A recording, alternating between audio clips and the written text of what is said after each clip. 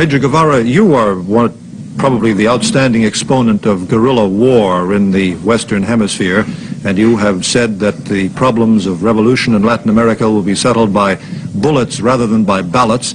And in general, your dynamic approach to these things seems to run much closer to the communist line, to the Chinese communist line.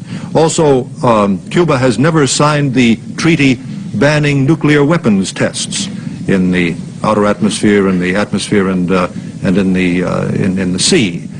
This is also the Chinese communist position. Doesn't that put you really, in terms of your practical behavior and policy, on the Chinese side of the communist fence? Well, there are 3 or 4 questions merged in one. I'll try to answer one by one. In the first place, there is a statement I would like to deny. Or maybe the translation wasn't accurate. I heard you said I am the representative of guerrilla in this hemisphere. I am not the representative of guerrilla in this hemisphere. I would say that the representative would be Fidel Castro, which was the leader of our revolution, and who had the most outstanding role in the direction of the revolutionary struggle and directs the strategy of the Cuban government.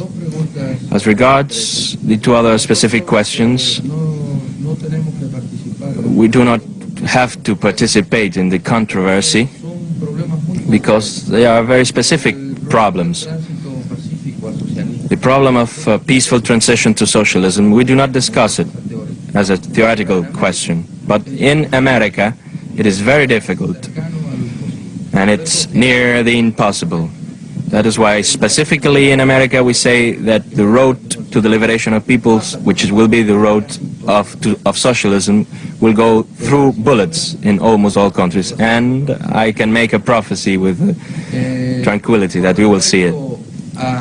With regards to the problem of the signing of the new test ban treaty, we welcomed that step as a measure which tended to prevent the aggravation of tensions, but we pointed out very clearly that us, with a military American base in our territory where there could be any sort of weapons, where we have to endure every kind of provocations, we have to endure the flights over our territory. We cannot sign that treaty because it would be a treason to our people. That's independently to the fact that we welcome the treaty in its worldwide terms as beneficial to the world, but only a step. We cannot remain here. We must continue forward if we want to prevent a world war. You have been over the years, I believe, a very articulate and candid critic yourself of that which was occurring with the Cuban economy. I have read your speeches in which you have criticized the errors in policies and errors in judgments. Now that you're approaching the 7th year of your revolution, would you try to assess for us briefly just what is happening to the economy in your country? Do you feel that you might begin to rise from the point where have you been? What projection of the economy would you make for 1965? Will it be the 7th lean year or not necessarily? It's a very difficult question. To answer it in a very short moments, I am being bombed by questions of all kinds. I'll try to be very concise and try to explain to the American people. We had a great number of mistakes in the economic field, naturally. I am not the critic. It is Fidel Castro, the one who has criticized repeatedly the mistakes we have made, and he has explained why we have made them. We did not have a previous preparation. We made mistakes in agriculture, we made mistakes in industry. All these mistakes are being settled now. In industry, We are now concentrating our best effort in trying to make plants work at a maximum capacity. We're trying to replace the equipment which is in bad conditions due to lack of spare parts of the U.S. and that we cannot get from the U.S. To extend our industry later on the basis of our primary resources, and to lessen our dependence on external markets, and dedicate our efforts in 1965 to the aspect of security and hygiene of work, to make our plants better for the worker, that the worker may feel really a man there. We have taken plants from the capitalist system where the most important thing was to produce, especially in Cuba. I do not imply that in the U.S. plants, industrial plants, are now places of exploitation where man is oppressed. I know that there are a great number of advantages here for the American worker, but those advantages in Cuba had not reached, and conditions are very bad, very unhealthy. We have to dedicate our efforts to better the life, the time passed by the worker in the industrial plant. That will be one of our main efforts during the next year. Dr. Guevara, you have protested against the presence of the American naval base at Guantanamo and the continued American reconnaissance overflights over Cuba. Will you take any military action, either against the base or the planes?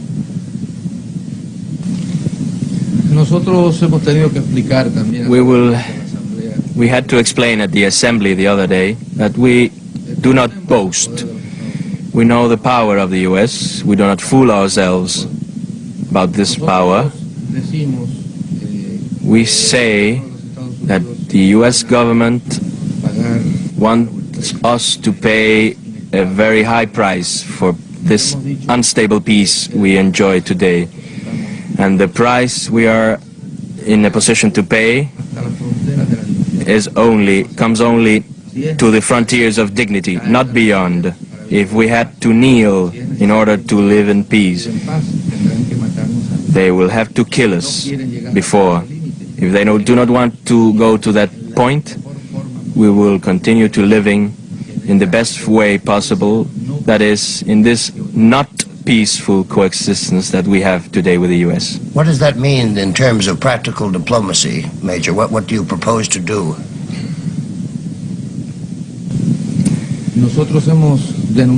We have denounced in all assemblies, in all places where we have had the opportunity to speak, the illegality of flights and the fact that there is a base against the will of the Cuban people. Furthermore, we have denounced the great number of violations, of provocations from that base, according to statistics, little rough statistics, 4 provocations every day. And we have asked the non-aligned countries and the General Assembly of the UN to take measures to prevent things like these. Mr. Guevara, could we turn very briefly now to some of the internal political problems in Cuba about which we hear in this country in a very indirect way, and we are intrigued by them. We read recently that an outstanding member of the former Communist Party of Cuba, former Senator Ordoqui, had been placed under arrest. We have heard a great deal about the tensions between the so-called odd-line Communist Party and the 26th of July movement type of group. We learned on Tuesday that Major Martinez Sanchez, who was a close friend and companion of you and Dr. Castro, tried to commit suicide. What is happening internally in Cuba?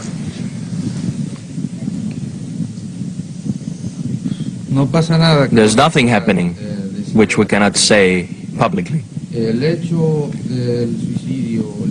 The fact of the attempted suicide by Augusto Martinez was explained in a concise and exact form by our government in a communique. There's absolutely nothing else to add. I understand that the American people has a right, especially the press, which is not very friendly to us, to make all suppositions and ideas about this fact, this disgraced fact. There is always the possibility of all sorts of speculations on this, but the fact is as we expressed it. Augusto Martinez Sanchez was separated due to administrative problems, and his reaction was to attempt suicide. We regret it because of him, and we regret it because of the revolution, because it has given foot to these speculations. With regards to the arrest of Mr. Ordoqui, we also stated publicly what we were able to say at that moment, and we have expressed that in the proper opportunity everything will be explained, or Mr. Ordoqui will have a public satisfaction. All our public documents reflect our absolute truth. Major, may I ask you what percentage of the people of Cuba support the revolution?